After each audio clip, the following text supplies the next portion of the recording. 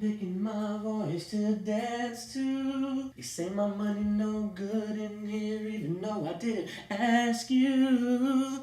It's the most you've worked, even though I probably don't deserve this, girl. Another brand new Weekend track, live SNL. Roll it.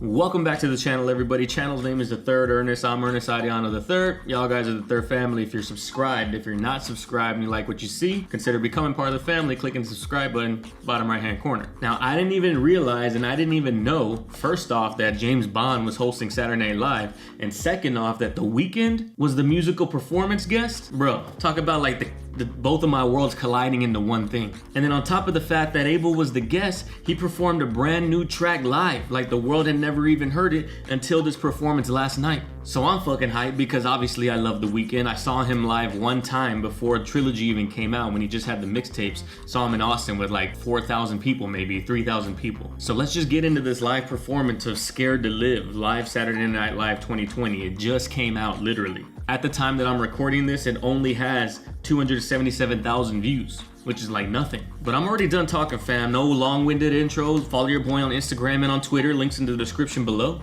And let's fucking get it. Once again, The Weeknd. First off, hot take, Daniel Craig is the best Bond of all time. Sean Connery's up there, obviously, but Daniel Craig's Daniel Craig. You know what I'm saying?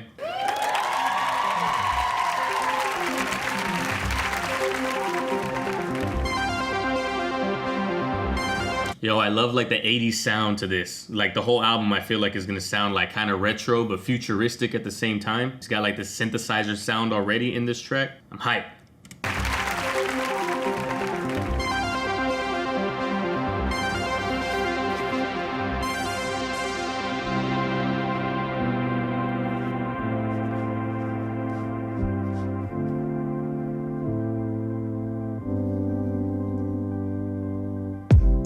When I saw the signs, I should have let you go.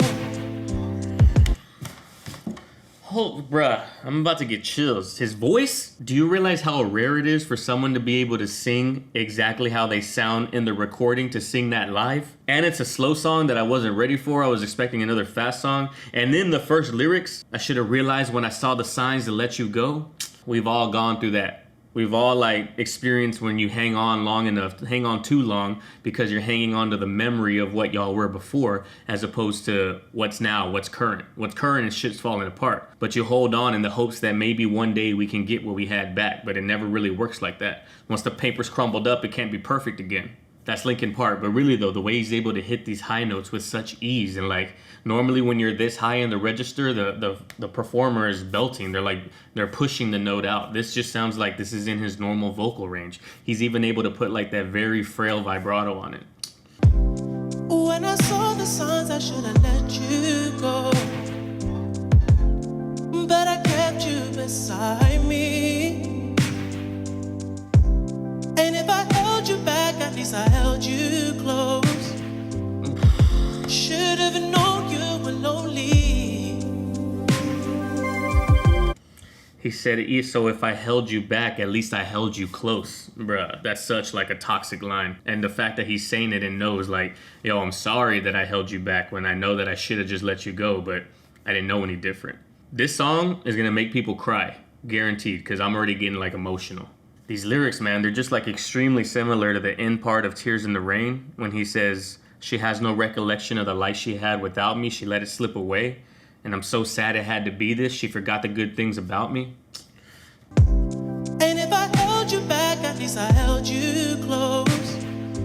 That line. Should have known you were lonely. I know things will never be the same. Time we lost will never be replaced. I'm the reason you forgot to love. So what did I just say, man? Like, it's literally the same exact sentiment of Tears in the Rain. She has no recollection of the life she had without me. She let it slip away. I'm gonna get emotional because I can feel it coming on. I feel it coming. We lost will never be replaced. I'm the reason you forgot to love. So don't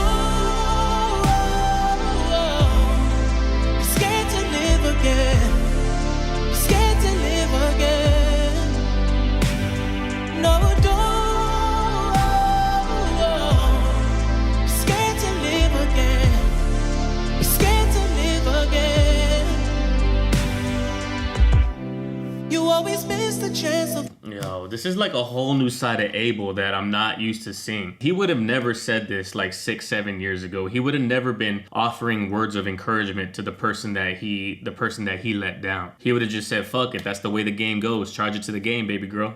But right now he's like, yo, I'm sorry that I did this to you. And don't be scared to love again, because you deserve it. Because you deserve to move on from the time that we had, because we can't get that time back. So you deserve to at least make sure time that you have going forward that you're able to love. And don't be scared to love again just because you loved me and I let you down. Yo, that's fucking powerful. And while the lines are powerful on their own, like the way I'm just saying them, it's his vocal ability that he has, that talent that he has to add that frail feeling into what he's saying. Like, it sounds like he's sad that he let her down. It sounds like he's sad to see her move on, but he knows that it's what's best because he's got demons and issues and things that he has to work on himself, and no one in the world is perfect. But don't be scared to throw yourself out there and love again just because I'm the one that messed it up in the first place.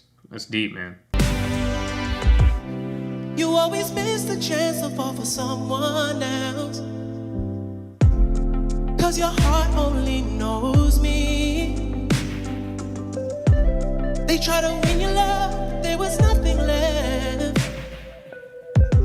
They just made you feel lonely. Hey! Yo, that line, they just made you feel lonely, is like she can't win. She can't win when she's with me. But also, she doesn't know how to love someone other than me, so she can't win whenever somebody's trying to court her, whenever someone's trying to like show her the way that love could be. She's not going to let them in because she only knows me. It's a lose-lose situation. And he says you always miss the chance to fall for someone else because your heart only knows me. And I've been in that before. I let promising relationships fail because of the one prior. Not because of the one prior like let me down so I was jaded. More like I loved the person that was prior so much that like it affected the relationship that I had with the new person. You're scared to let go of what you should have let go a long time ago because that's the only love you ever knew. So this promising relationship fails. That's fucking damn, man. And then he said they try to win your love, but there was nothing left because of the person that came before. Same. They just made you feel lonely. Hey! Well, I am not the man I used to be. Did some things I couldn't let you see. Refused to be the one who taints your heart. So don't be scared to live again. Be scared to live again. No, don't be scared to live again, baby. Be scared to live again. So I'll be praying that you find yourself. Man, just a fucking hook, man. Don't be scared to love again. Don't be scared to live again. I hope and pray that you find yourself on the bridge. I hope and pray you find yourself because who you are should be the person you are without me. Like, you shouldn't, your personality, your love life, your everything about you should not be hanging on to me or to anyone else. Find yourself and don't be scared to love again.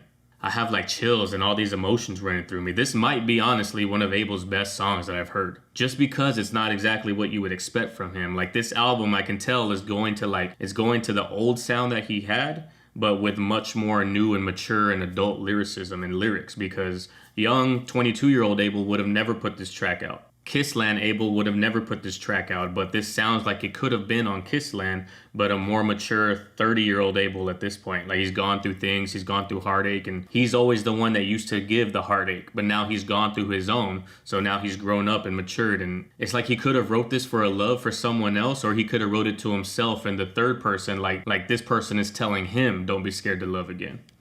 That's dope. I'll be praying that you find yourself. We fell apart right from the start.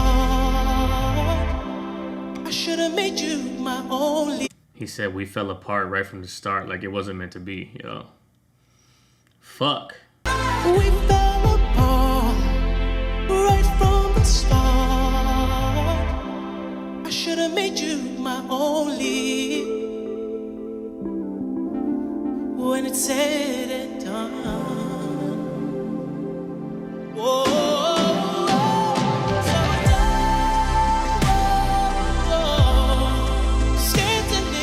Yo, man, like, I should have made you my one and only. The lyrics, I mean, this is extremely emotional for me, but the way that he's able to control his voice like that, in that high of a register, this is why people say that The Weeknd is the closest thing that this generation, or maybe this world, will ever see to Michael Jackson. Because he might not have the dance moves. Obviously, Michael was an all-around performer in terms of like, he was out there choreographed dancing and things like that, but vocally, him, and then right under him, Bruno Mars. These are the two closest artists that we're ever gonna get to Michael Jackson.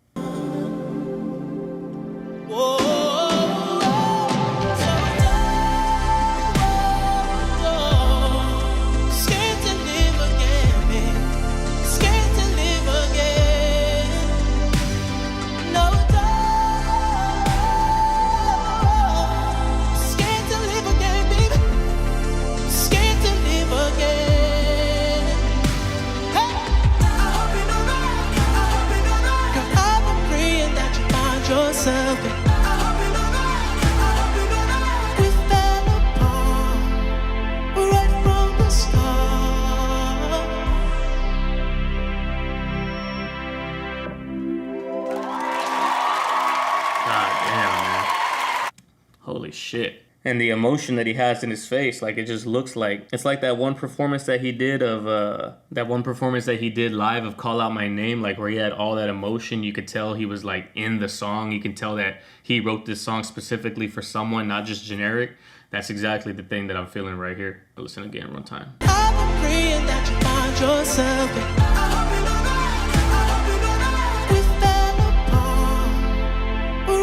from the start.